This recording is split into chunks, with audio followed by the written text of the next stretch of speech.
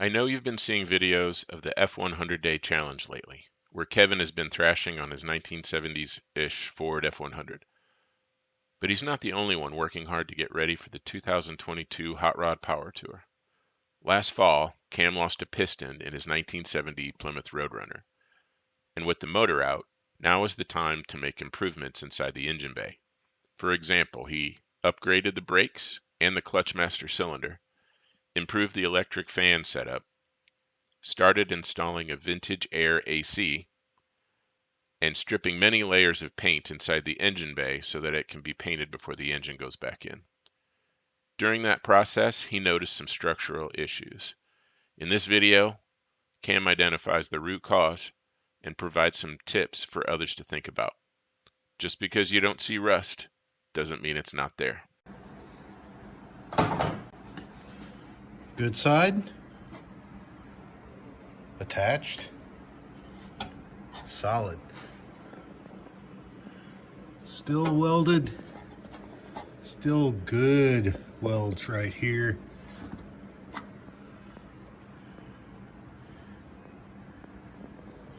Nice structure. And now it's starting to make more sense. This is the side that's got the popped, sorry about that. This is the side that's got the sheet metal starting to give in places. And now it's starting to make more sense because this guy here, I don't know if you can see that, but he's not connected. He's broken loose. Now you can see, well, hold that still.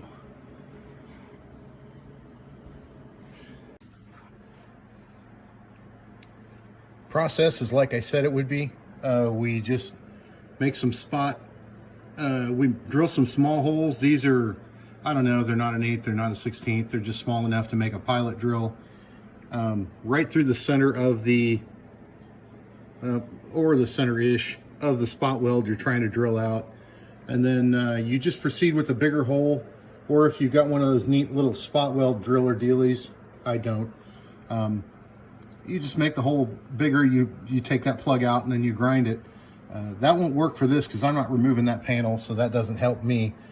We get around to the other side, we'll drill this same hole through that piece that's not attached. I'll spray some weld prime on the back sides of it. I ground it between the sections. It looks like I don't have to cut it out. I'll just clean it up and spray some weld prime between them. I'll drill this similar hole on the back side of it, and I'll bolt them all together and plug weld them like they were from the factory. You can see that here. These are, although honestly, it probably wouldn't hurt to sink a couple of nice grade 5 or grade 8s through there, but that's gonna look, I don't know if I want to do that or not, but it's a fairly important area to trust a sheet metal welding for a spot weld. So anyway, we'll detail that process too. So that's what we look like when we're done with this part of the process.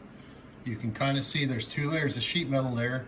We just drill the top layer off, we put a pilot hole through it, and then we fill that guy up with weld later. Yeah, they're bigger than they have to be, but that's what I had to work with.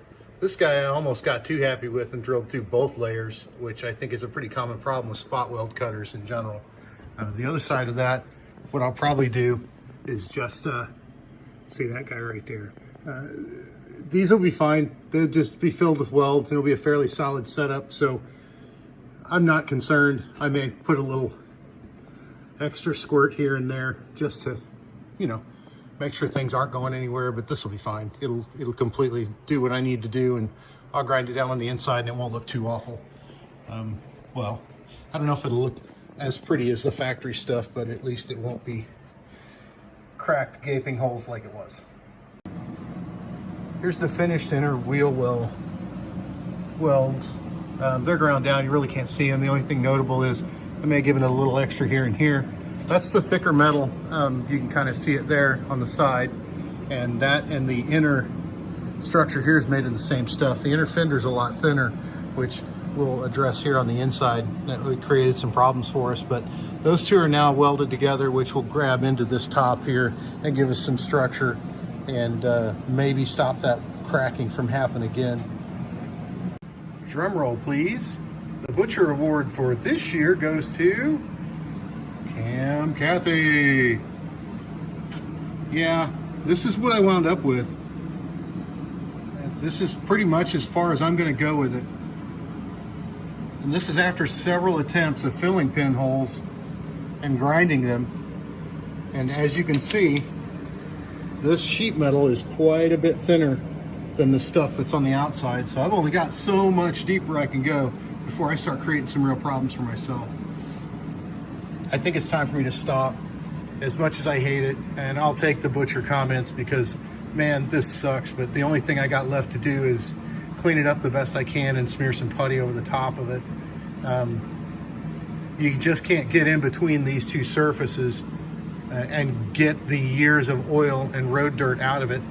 And you know, it is what it is. It's going to be better than it was, and that makes me happy. And we'll move on from here.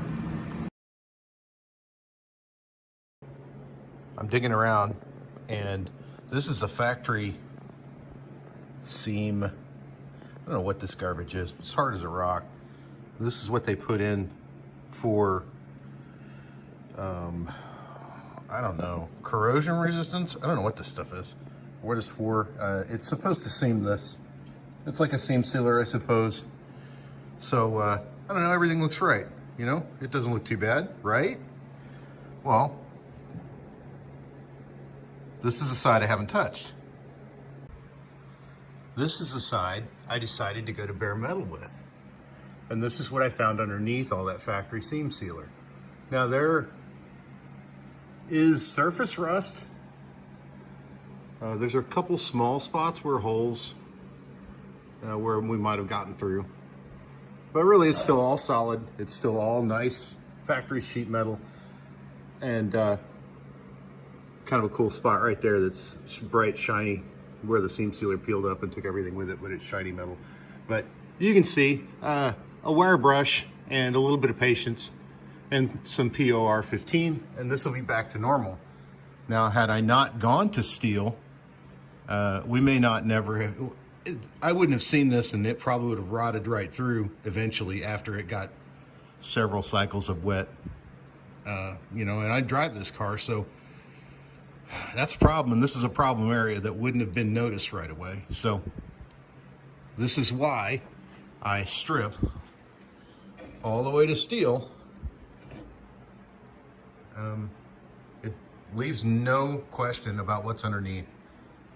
So just the warning, it's in there if you dig. And there you have the finished side, or the side that was undisturbed after I dug off all that garbage. There it is. The rest that was hiding, it's not a lot. It's fairly minor. I'm pretty happy with that, mainly. But let me get some of that out of the way there. Down here in the bottom, it's all solid. I'm happy, but who knows how long it would have taken for it to not be solid. So just a warning to you. Make sure you know what you're getting into. Go ahead and start digging. Thanks for watching.